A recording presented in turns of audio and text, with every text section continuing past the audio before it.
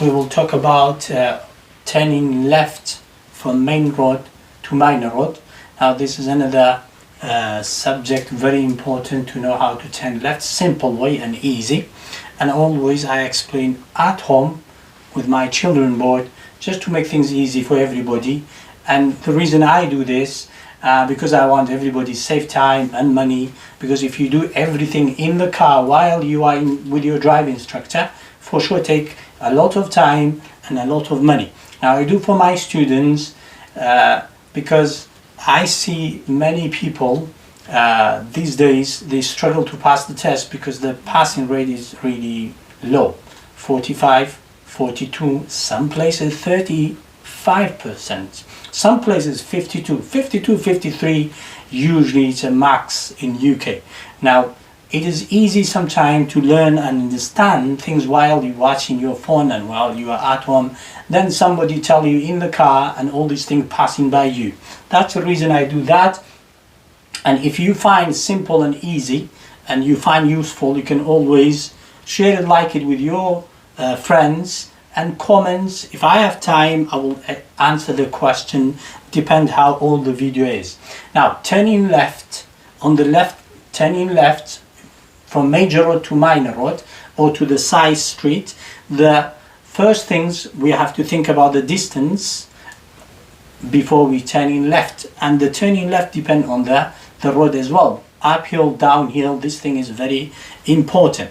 Now if you can see here, it's like a ladder. Now when you do anything step by step, it is simple and easy, and for sure you don't make mistake. Now we will see the sign as well and the road marking on the road make things simple for us. Now planning ahead, it's the most important things while you're driving.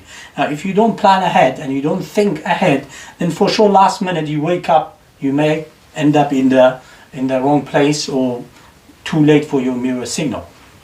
Now when we want to turn left, or you are in the test, the examiner tell you turn left, the first things you have to think how far away you are from the junction. Now when you find the distance, it's a good place or good distance from the junction, then it's time for your mirror. Now looking at the mirror really far away, then it's useless. You have to check in right time. Now how far away? You can count by mirror or car length, depend how you understand. Now from the junction, if it is 100 meter, then you can do, or say 200 feet.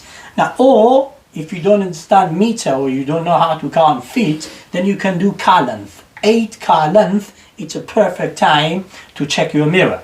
Now, how we check the mirror? The mirror is always like that. When you turn left or you stop on the left side, always like a triangle, like other lessons I talk about. You check the center mirror and then left mirror and then signal, triangle. Remember, like a triangle.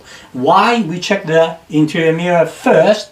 To see the distance, the car behind us, how far away they are, and then side mirror for the bike, and then signal. All right, the signal, it will change depending on the places. Now 100 meter or 150 feet or 10 car length, it is a perfect time to check the mirror. Now you check the mirror and then signal, like a ladder. Mirror, signal, and then position. Why position?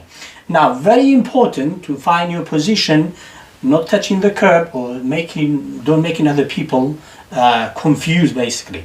Now when you turn in left, you did your mirror and then you done the signal and then time for your position.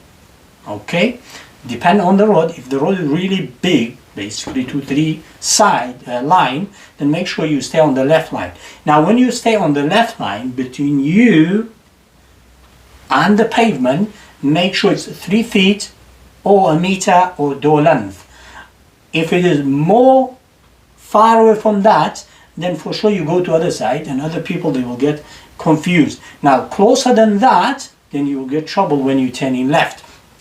Now the position we talk about, a meter, and then slowing down. That's the most important things. Well, all of it important, but that's one of the things most of the people or beginner they have problem with. Now what they do basically, they check the mirror and then signal, and then position, and then controlling your speed. Braking, if it is downhill, uphill, off the accelerator. And if you don't do that, then you will basically struggle when you get there. Now, slowing down, and then you get here, you slow down, and then from here you look at the junction, if somebody crossing, bike. Now the bike we have to check very early, or the junction, how big it is, how wide it is, depend on the junction you turn in left. Now when you look and you're slowing down, make sure when you turn left from your line. Do not go to other side. Now usually people, they go to other side. Why? Because they haven't slowed down. The step they done is not perfect. Okay, if you don't slow down, then you're not able to control the car, and then you go to other side. Now another thing, touching the curb or hitting the curb. Now if your position is wrong and you can get closer like that, now when you get here and you turn, for sure back of your car will go over the pavement. Now that's another thing you have to think about, the position, a meter or 3 feet from the junction. Now if you are away 3 feet from the pavement, when you get here and you start turning, then for sure back wheels will not go over the pavement. That's another thing you need to think about it. Now when you turn your wheel, okay, that's another thing. Now when you're driving, that curb when disappeared, you don't see it in front of you in your windscreen, then it's time to turn. Now the turn is very important. These things I explain, it does not make you perfect driver by looking at this one, but it gives you some information while you are driving or practicing with somebody. Try your best to do these things, make it easy. Now when you're turning, controlling your steering wheel, very important. Now they talk about pulling and push technique. Now pulling and push technique, if you do the pulling and push technique, you will never go over the pavement or go to other sides. Now the problem with the people, they don't do push and pull technique. What they do, they get here and then they swing the steering wheel around very quick and then suddenly go over the pavement. Why? Because the way they turn. Now if they do pull and push technique, the car will never swing so quick, back will go over the pavement. Now another thing with the pulling and push technique, when they turn, when they need more, the very easy they can turn more and stay in their line, okay? But if you just swing it or hold it or just lock your hand and you turn like that, then you're not able to turn more. Try your best to do your pull and push technique to make it easy for yourself. Now if somebody driving for really long, then for sure they don't need pull and push technique because they know how to control the steering wheel. But for beginner, pull and push technique, very important. Now for not touching the curb, these things I just explained, make sure you remember. Other things, when you turn in left, not going over the line or driving to other side. Now usually it's happen when people, they turn left from major road to minor road, they go to other side when there is no car.